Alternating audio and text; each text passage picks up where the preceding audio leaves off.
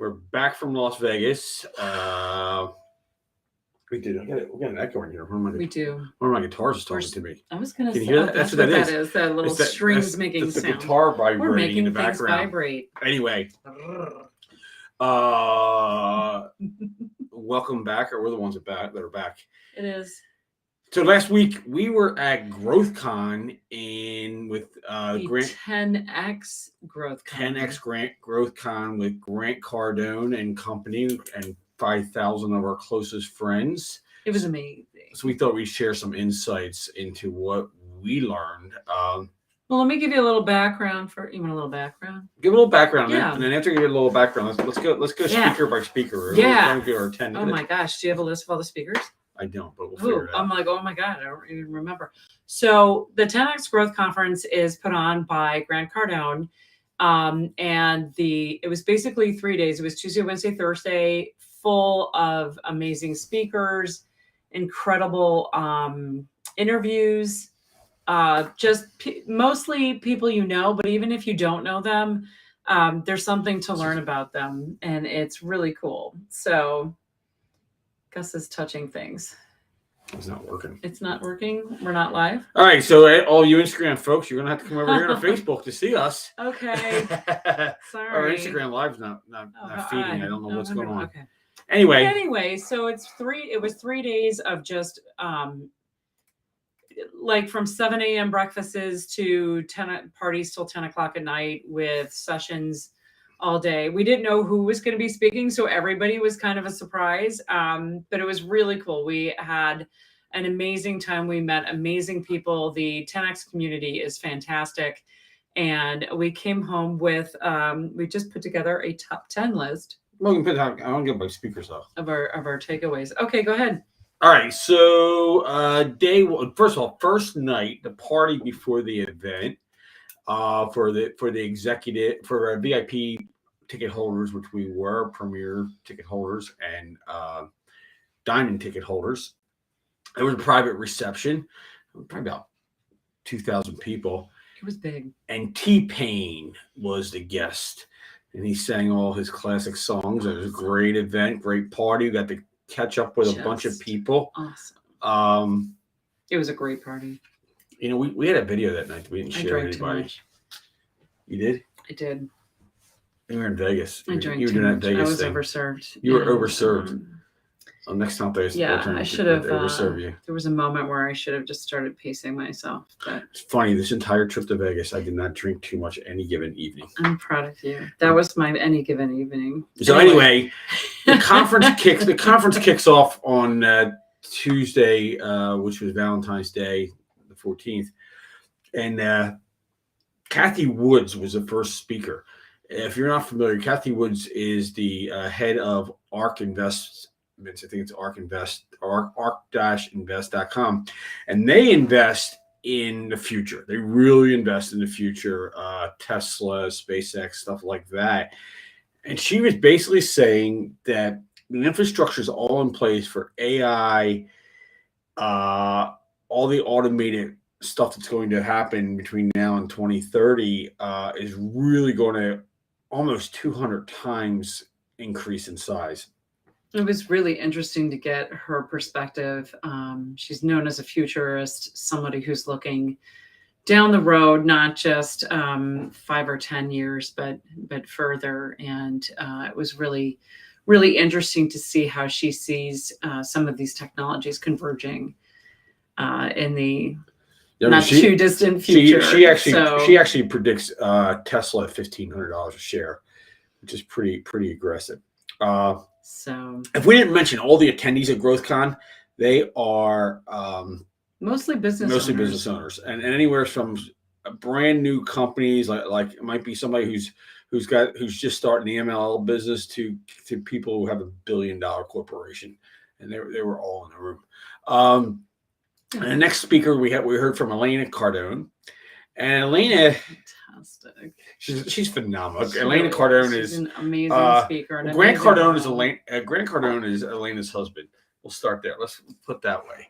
Anyway, I think Elena. you said that wrong. No, I'm saying that on purpose because that's what Elena wants to be known for. Elena wants to be known as Grant. She wants somebody to walk up to her and say, "Oh my God, Elena Cardone."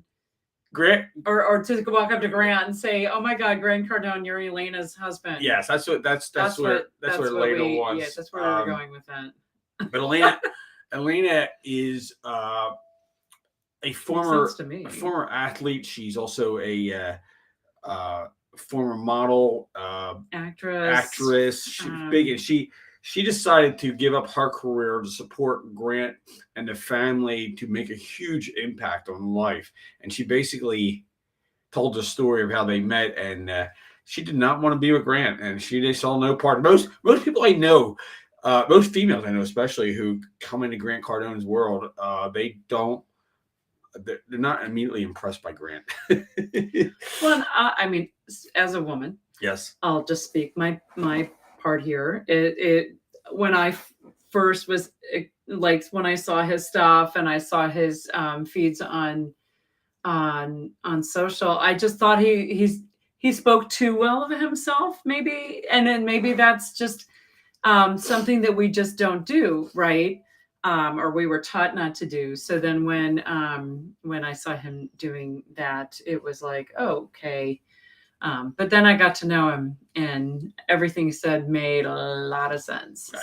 So Elena spoke. Anyway, Elena was incredible. She was powerful. She was touching. She was, yeah.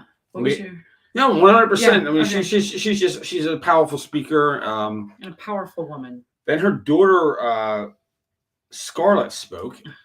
Scarlett's cute. Scarlett's 11 years old, and she handles herself like an adult. And she talked about how there's surprises in the world. Like magic, like magical, like wonderful things. And that was really cool. She gave a lot of examples, like driving into the mall, and the parking spot up front happens. Right. Which is really interesting because and remember, she's 11 years old. Her conversation and her speech sounded a lot like a speech we heard a few years ago about Plus One. Yes. It was really about just, envisioning things going really well and them going really well in reality. And it's just magic, right? It's something to do with, yeah. Anyway. So then we had, moving on through that day. I remember exactly. We had Brandon Dawson. Brandon Dawson spoke. He sure did. Brandon Dawson and Grant are business partners. Brandon is a master at scaling business. He'll tell you exactly how to build your business from $0 to $500 million. And we work with Brandon and his team, and they're helping us scale our business. After Brandon, I was going to say, what was my biggest takeaway with Brandon's kind of on the way in the process of the growth of your business. And it's something that it makes sense when you see the slide, right? That you see, like, when you grow to a certain point, you reach a level of discomfort, and it's easy to say, okay, this is fine, we've grown enough. And it's harder to push through to the next break point. But once you do, but it's also, he also talks a lot about how important it is to make sure that you are setting up the framework in your own organization from an infrastructure standpoint, and structuring it solidly on solid foundation so that you can grow to the next level. He taught, these break. If I can look at a business now. I've been studying with Brandon for close to 3 years now. We just look at each other and say, "Oh, well, they have this problem." Yeah, we see a business, and we're looking at buying a couple companies this year, but we see a business and we go like, "Wow, this is exactly where they are, and this is what the problem is," and that could be fixed or might not be able to be fixed.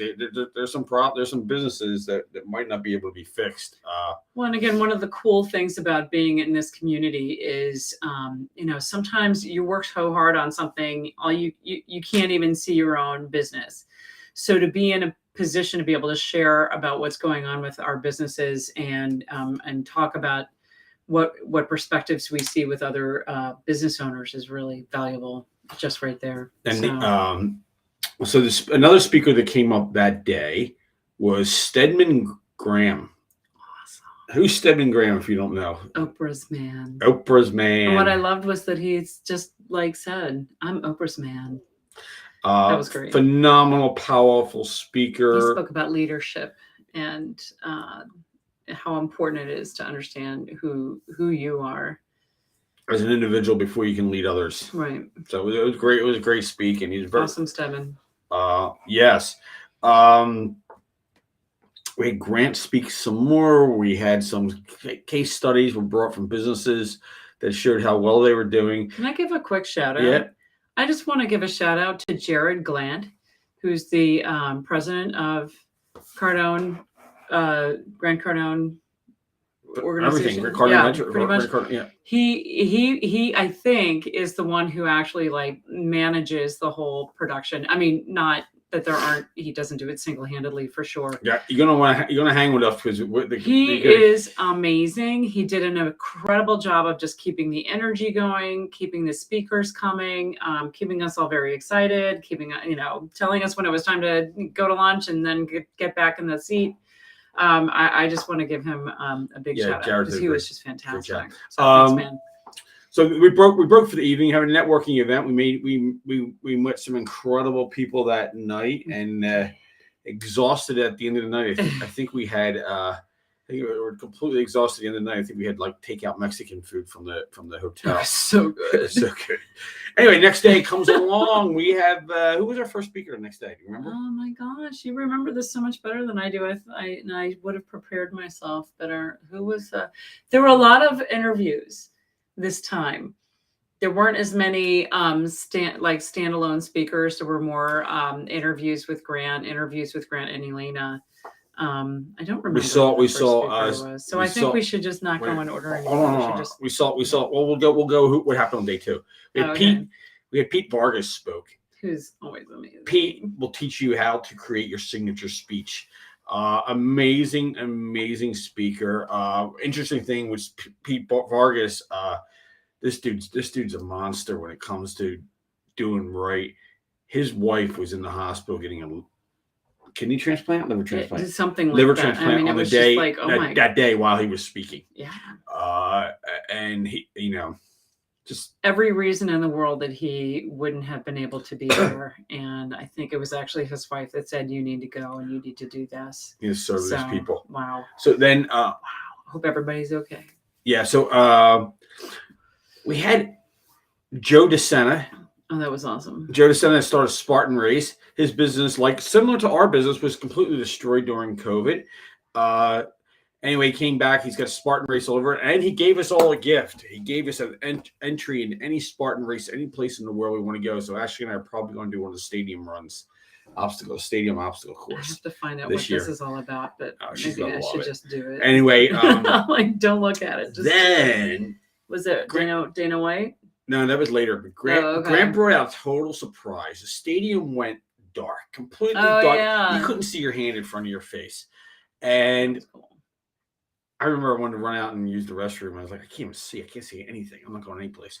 So all of a sudden, the lights came up. The lights came up after about 5 minutes, and we were in a studio set. The Great American Speak Off. So Grant has been filming 8 different television shows. They're ready to hit the airways later this year, and one of them was a Great American Speak Off. They went to a number of cities around the United States, looking for the best speaker in the country, and literally we got to be there. That was essentially the taping of the season finale. The season finale. We were part of the audience, part of the decision. The speaker. They had 4 just incredible, powerful speakers came up on stage and told a 3-minute story, and each sucked you in, and it's pretty nuts. It was when you consider that they only had 3 minutes to present and they were not known to the audience. They had to build rapport very quickly. They had to get to their point very quickly. I believe all of them had some kind of call to action in the process of that. And then there were the panel of judges who gave their feedback to each of the speakers. So there was Grant, Elena, Stormy Wellington, who I could dip in bronze. And she's just an amazing woman. If you don't know her story, check it out. And then Pete Vargas, of course, rounded out the panel, and it was incredible.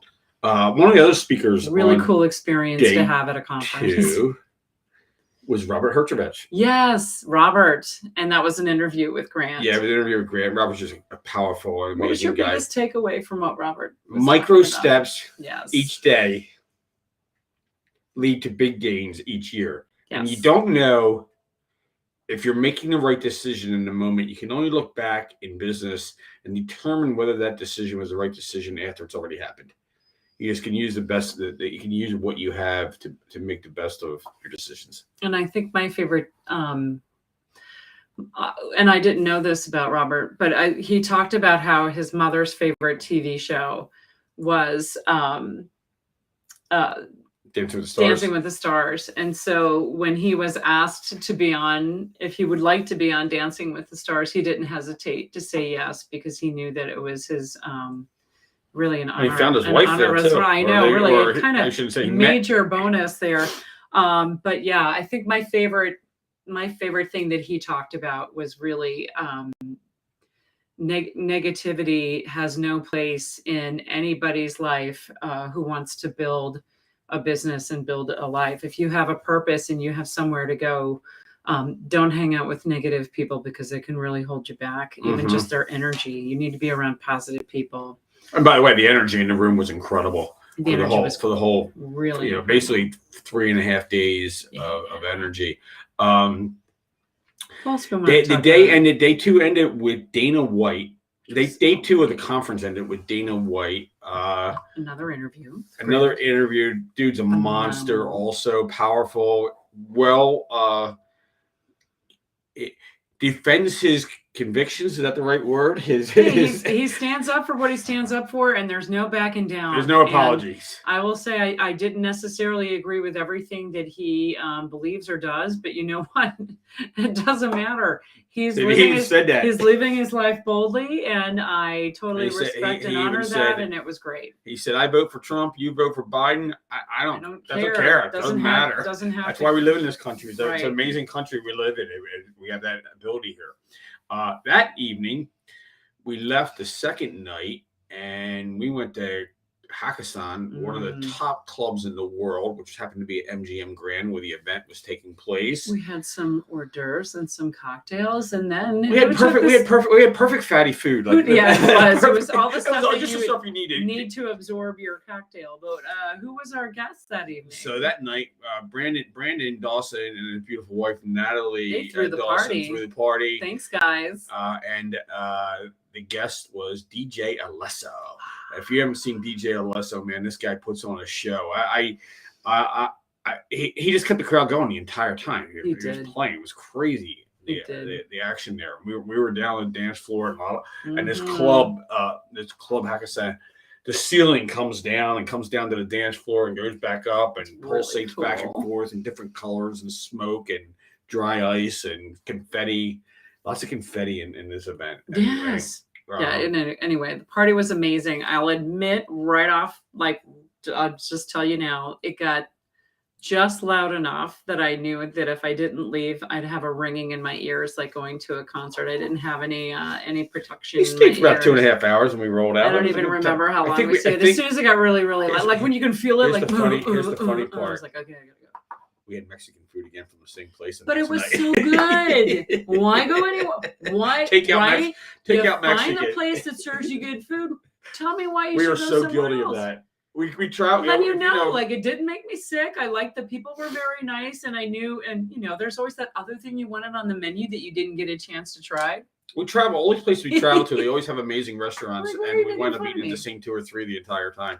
But it's all good. So yes, day 3. Day 3 kicks off. Who's our opening speaker? Well, first of all, I went to the ladies' breakfast that was hosted by Elena Cardone, and it was a panel discussion of Sherry Hamilton, who is the COO of Grant Cardone Organization. Sabrina, the Cardone, was there. Elena, Scarlett, and Natalie were the panelists, and it was great. I mean, we had an opportunity to just ask questions about their lives, about what's important to them, about what they make sure that they do every day. And it was a really cool room to be in. I met some incredible women just at my table, and then tried to get a chance to network a little bit there. But it was a powerful room and a powerful event. So thank you, Elena Cardone and ladies, for that breakfast. Yes, so that was nice. I get and you were busy trying to secure our seats so that we could go. Oh, that's right. Anyway, I'm like, I need to get in there. So who was Megyn Kelly kicked off the day, right? And it was interesting because Dana White closed the day before. Megyn Kelly opened the next day. They are both convicted, or they are both strong to their convictions. Yes. And Megyn Kelly, again, we should all be. We don't always agree with her, but man, and she's very opinionated, and she came off. But man, she had passion and drive, and I was not really familiar with who she was, other than I knew her name. I used to watch her every morning. Yeah, I actually used to watch her every morning, but man, she powerful individual. Yes. And she talked about, Grant asked her some crazy questions, and some of them had to do about wealth. And Megyn's making a pretty good buck these days.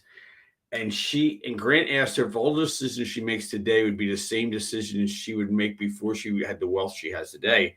And she flat out said no. She said, I have the freedom. Right. To be a little bolder, be a little riskier. Money buys me the freedom to say things I would not have said in my past life. And it was really interesting. Yes. It was great. So we had Megyn Kelly. We had Gary Brecka, who's in charge of 10X Health. And if you're not familiar, if you haven't seen him speak, Gary Brecka tells a story that's just unbelievable. Yes. He's one of the top biohackers in the world. He actually showed us a handful of body hacks. We got a breathing exercise as one of our takeaways, which Gus and I have been doing every morning since the conference. And it, I can say from experience at this point for a few days now, it makes a difference. And we found out he has taught this before, and the other people have been doing it for a couple years, and they do it every day. And it's pretty crazy. Even the ice baths and the grounding of your body outside, walking barefoot outside will ground your body. And you should be getting 5 to 15 minutes of sunshine every single day. That'll help produce your vitamin D and stuff like that. We moved on that day. I think we saw some more from Brandon. Are we missing a speaker until we get into the big guest? I was going to say there's probably a couple of folks that... I know who spoke. Okay. Sabrina Cardone spoke. Man. Now, Sabrina's 13. She is much older than her sister. Who's 11. Not much older, but between 11. Wow. I want to be Sabrina Cardone. The way she speaks, the way she handles herself. She talked about one of our favorite topics. What did she speak about? She's talked about change. Oh, change. Oh, yes. We're running a change management conference in 2 weeks. So she was preaching to the choir with us, but it was change is hard. So refreshing for somebody at her age and perspective to share about change, about constantly changing. One of the themes of the conference that I heard from so many of the speakers was don't get comfortable. Like you get that achievement, don't stop. Like stop, celebrate for a second, but then like push yourself to the next thing. Never stop growing, never stop learning, always be pushing forward. Oh. And here she's 13 and has this wisdom. So Sabrina comes on about late morning, and then we have a powerful duo of Sarah Blakely and Jesse Itzler. If you don't know Sarah Blakely and Jesse Itzler, Sarah Blakely started Spanx. She started the company with $5,000 and sold it for $5 billion. She's my hero. The woman just is strong and secure and very professional. Jesse Itzler, her fabulous husband, her amazing husband. This dude's like an ultra runner. Awesome. He hacks his body. He's wild hair. She dresses very nicely. He dresses like he just got back from the gym, and he's always dressed like that. Yeah. And they shared the stage with Elena and Grant and talked, and they just went back and forth about raising kids, raising a business, busy family. Jesse, by the way, if you don't know him, he was the king of jingles for a lot of major major sports teams, but he also started Marquis Jets. Marquis Jets was acquired by NetJets. So NetJets, that was Marquis Jets, and that was Jesse starting that company. So two billionaires together, and pretty amazing. Jesse shared an idea of if you do something so cool, a little something every day, like playing catch with your son, or shooting hoops with your daughter, or playing guitar. A little bit each day adds up to a lot at the end of the year. And he was saying 18 minutes per day of any given skill adds up to over 100 hours per year on that skill. It puts you that much further ahead. One of the themes that ran through everybody, we're probably repeating this: stay around positive people, have goals. We're going to tell you about the last two speakers, but they were because they were just insane. But the bigger the speaker got, the more they talked about it's their responsibility to be successful. It's their duty. They owe it to the people around them to stay healthy, to work hard, to work smart, to build the empire. So, speaker, the second to the last speaker, yes, the producer of Entourage, Mark Wahlberg. It was monster celebrity. Wow. Comes walking out, and the dude, he's funny. Oh, he's wicked funny. He's super funny. He's wicked funny. He's talking about growing. How many children was it? 11 in the family. I don't recall exactly. It was a lot. They're Irish Catholic, Boston. But I think one of my favorite takeaways with him was that he knows when it's time to be funny, and he knows when it's time to be serious. And he talked about his family, moving his family to Las Vegas, and needing to focus, especially right now, on his kids. And I just thought, yeah, man, we have those ebbs and flows in our lives, right? But when it's time to focus on something that's important, you focus on it. He's talking about his father was a cop, and he was a strong. His father really never, not in a bad way, but never acknowledged Mark as a successful person. Kind of as a joking way, as the Irish and Italians who very much like that. Yeah, you think you're a big shot? Yeah. Just because you're in movies, you're making millions of dollars, you think you're a big shot? Yeah, no. It's just a way of keeping the family grounded. But Mark was an incredible guest. He happened to be filming in Las Vegas at the Stratosphere, and he took about an hour out of his day to get down and see us. It was so cool. It was a great interview. So Mark leaves the stage, and then it doesn't get. You just think, who could they bring on the stage? Who could they top? Yeah, who would top that? No offense to Mark Wahlberg. Quite frank, honestly, Mark's the bigger. He's the bigger star, but the last guest was Tommy Brady. Mr. Tommy Brady. Oh my God, it was so cool. Yeah, the crowd goes absolutely nuts. Berserk. Out comes Tom Brady, and he's talking about oh man, how an incredible career. How he worked so hard. They went on a long time about him being drafted. 119? He was drafted way down, and he went to what's the owner of the New England Patriots? Kraft. Yeah. He went to Mr. Kraft, and immediately after he was drafted, and said, "This will be the best decision you've ever made." He said, "You won't be disappointed. You'll never regret this decision." Yeah. So I think it's fair to say he was right. Yeah, he was right, but that was another thing that I liked what he talked about was his sense of obligation to not only his team to perform at his best at all times, but also to honor all of the people who helped him get where he was. Like he never, I'm Tom Brady, I'm gonna do it. It was more like, no, my parents encouraged me to do this. They supported me in this. Kind of everybody in his life who was so supportive. He's like, I am going to be successful because I don't want to let them go. I don't think I knew he played for Michigan. Is that right? I think so, yeah. But he didn't, and he grew up in San Francisco area. Correct. And he and not all of us can have this.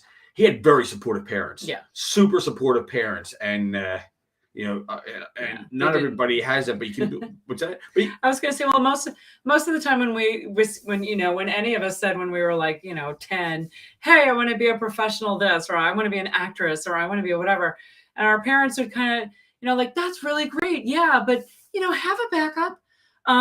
So what was impressive about the way that Tom Brady talked about his parents was they were just like, yeah, let's go for it. Like, what do we need to do that? Dad took him out to the batting cages, took him to like, football camp, supported him along the way. Was always there for him. So it's just like, it was cool to hear that kind of story. But his work ethic, just ridiculous. I mean, incredibly disciplined. That was another thing. Almost every speaker that was there was no one who was lacking discipline. No, they all were had ironclad routines. This is what I do. I'm healthy. I keep in shape. I take care of myself, and I go for this, and everybody's pushing it really big. And it's just you can imagine it's great to be in a room full of people like that. Yeah. For 3 days. Yeah. So anyway, that was the takeaways. And we even had a great networking reception. We were so big. We were so tired. Both Gus and I were like, yeah, I don't know. I don't really want to, I'm done. I'm tired. And we ended up staying another hour until we got kicked out. Yeah, okay. No, 2 hours. Maybe 2 hours. 2 or 3 hours later. It's just man, there are more people to meet. Let's just push ourselves in there and get a little more out of it. I mean, from a business standpoint, for business owners, this is almost like an event like this is like a Super Bowl for the business owners. And we go in there, we meet all these other business owners who are very successful. And there are people in the room, and we have friends now that are household names. If we could, I'm not going to name drop, but there's people we met at this event through Cardone, through the Growth Con, through these people that they see us as equals in their world, and it's a lot of fun to be at that level and operating at that level. And I can call any one of them. I can call anyone for help if I needed it. So, do you want to go through our 10 takeaways? Yeah, let's go. I'll let you start. Okay. Well, some of these may be review, but number 1, surround yourself with positive people. So again, not one person who was on the stage talked negatively, and they also spoke very intentionally about how they sought people who were positive to have around, because they knew they were up to big things and they didn't want anybody holding them back. Yeah, it's interesting. We've adopted that habit over the last few years, and we don't invite negative people back for a second turn. There you go. Number 2, and this one we mentioned, many steps every day make huge gains over time. Robert Herjavec again said this. Jesse Itzler said the same thing. You don't realize it, but it's just in building your business. It's little tiny steps. It's that one customer you got on this day. It's that skill you learned on this day. It's that new product offering you brought on that day. And those little steps are what changes. They add up your business and makes it much bigger. Right. This was another number 3. This is another Robert Herjavec thing. Go ahead. You can do anything. You can't do everything. You can do anything you want to do. You can't do everything you want to do. And that's a big thing. If you try to do everything, you're going to be distracted, and it has not worked for anyone. It's true. So the flip side of that is to get help. Like, you can't do it alone. That was definitely something that was mentioned, that you need people, you need help. You can build something, but you can't build something huge all by yourself. You need to collaborate. You need other people on board. So you do number 4. Number 4 was from Joe DeSena. Show up early, go above and beyond, and don't ask for money.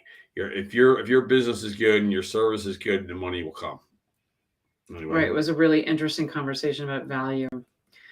So number 5 was spend 18 minutes each day on a skill, and by the end of the year, you will have amassed about 100 hours. So that was another one from Jesse Itzler, really talking about kind of, microdose on something. If you're looking to learn something or master something, it doesn't take a lot. You just need to, but you need to be consistent.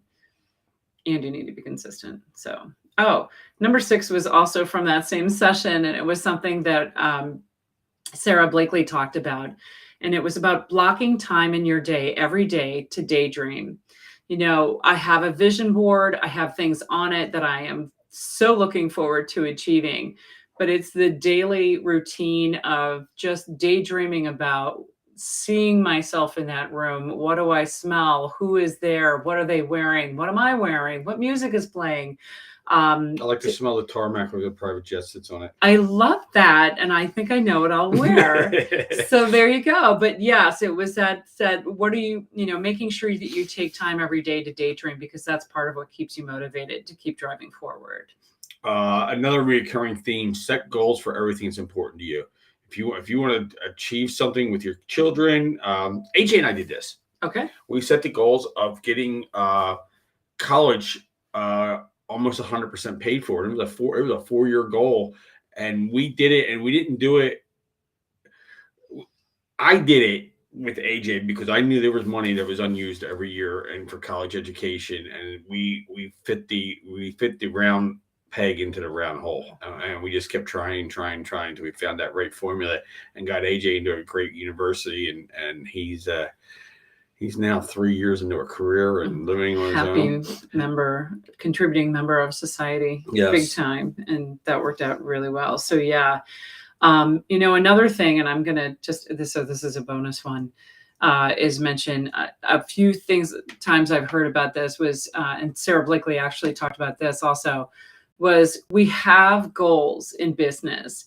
We take these business goals and we focus on them. We use them as our, oh shoot. That's all right. So number 9, I'm jumping ahead, was to take that same structure that you have for your job, for whatever it is that you're looking to achieve for your business, apply it to your personal life, apply it to your family life. Have goals with your kids, have goals with your partner, have goals with yourself, so that you're constantly driving and we get busy. So if you have this on a plan, you have it intentionally written out, you know what you're doing with those few minutes that you have to yourself. Right. And the things that you want to work on. And I just thought that was really awesome. No, it was 8. No, we'll go back one to number 8. Apologies. No, it's all good. Rate your problem from 1 to 10. Ooh, that was another one from. No. Obviously, my favorite session was Sarah Blakely and Jesse Isler. What was it? I heard you on a call earlier today. I did. I brought it up. I mean, 7 and below, let go. 7 and below, let go. There you go. 7 and below, let it go. So if you have a problem in your business and or in your personal life, and you rate it on a scale where of 1 to 10. 1 to 10, anything under 7 doesn't matter. Or put it on the back burner. You can deal with it later. It's probably not urgent. I know a lot of times I do a brain dump. And I'll list all the things that are going on, and there'll be a lot of things. There'll be 35 lines of stuff that I put down on the paper that's trying to attract me right now, and then I'll pick out the 3 and the ones I'm going to work on, and then I might go back and review that list a week or so later, and like half those things are no longer an issue in my life. Right, they were an issue before that. Right, because you let it go. Yeah, because so. But that's it. But one of the things that we tend to do, and the reason why they spoke about this so intentionally, was because usually just as human beings, we get distracted, and we can allow something that's a 3 to just hang us up all day, right? But if you have big goals, if you have the motivation to reach those goals, you can't allow yourself to be pulled back or held back by that. So if it's a 7 and below, I had something like that in my life a couple weeks ago when we were going to the Growth Con. I wanted to get a couple of these sports coats, and I bought them. Oh, yeah. And they didn't quite work. I didn't like. When I brought them to Vegas with me, and they still had the tags on them. I didn't like them, and I spent like half a day like getting them, and I was like, I got a sport coat. Was a problem. I spent like half a day, and I get to Vegas, and I didn't really like them. And they got returned today. I spent some time trying to find dresses. So anyway, I didn't even bring them. The last thing, and this was an overcurrent theme, yes. And we already mentioned this in one way or another, but success is your duty, obligation, responsibility. You are, as a human being, and Gary Vee talks about your odds of being born a human being are like 4.5 trillion to 1. You've already won the space. I'm not going to say you've won the space life lottery. You won already. Yes. Then, if you live in a country such as the United States, you have opportunities beyond belief. And one of the things that's cool about the entire community of 10Xers is there are people from all over the world. There were 60 some countries represented there. Not all those countries have the opportunities we have. We had we enriched a friendship with another couple that we've known for a few years, and she's from Dubai. And I'll say hi, Miriam. Hi, Miriam and Alex. And she's been operating here in the U.S. for the last few years, and she flat out said the freedoms here in the United States are so much greater than they are in any other country in the world. And so if you're living in the United States, you are alive and watching this. It is still the land of opportunity. Yeah, we have a tremendous amount of opportunity in this country. Yes, and then so that was one. Can I jump real quick? I was going to say one of the things that Tom Brady talked about was instead of bitching about the opportunities that you don't have, make the opportunities that you do have count. Like put your all into those, and you'll keep getting more. Robert Herjavec said something. Did he? He said there are a lot of recurring things. He said something similar. He said something. Pay attention to the opportunities you have in front of you, and there's gold in those opportunities. Stick with them. Don't worry about what you didn't happen. Tom talked extensively about that's how he got the job at the quarterback at Michigan, because he was complaining he was only getting 20 catches. Right. He was complaining he was only getting 3 shots. Right. So somebody kind of pulled him aside and said, make sure you make those 3 count. Right. Yeah. These other guys have coaches or other entities that are trying to, kind of help them get more opportunities. So take the opportunities that you have and really rock them. Yeah. So it's your success, your duty, your obligation. No, success is your duty, obligation, and responsibility. One of the things that Tom also talked about, he was and I'm not a diehard football fan. I follow some sports. I like watching. But he was slow apparently. Oh yeah, he was not as fast on his feet as some of the others. The combine. He was very slow in the combine, and he was first to admit. And even his mom's like, "No, son, you're fast." He's like, "Mom, stop! I know I'm slow. It's okay." It's all right. I got other skills. He just admitted, "No, you're great. You did great." I got other skills. Yeah.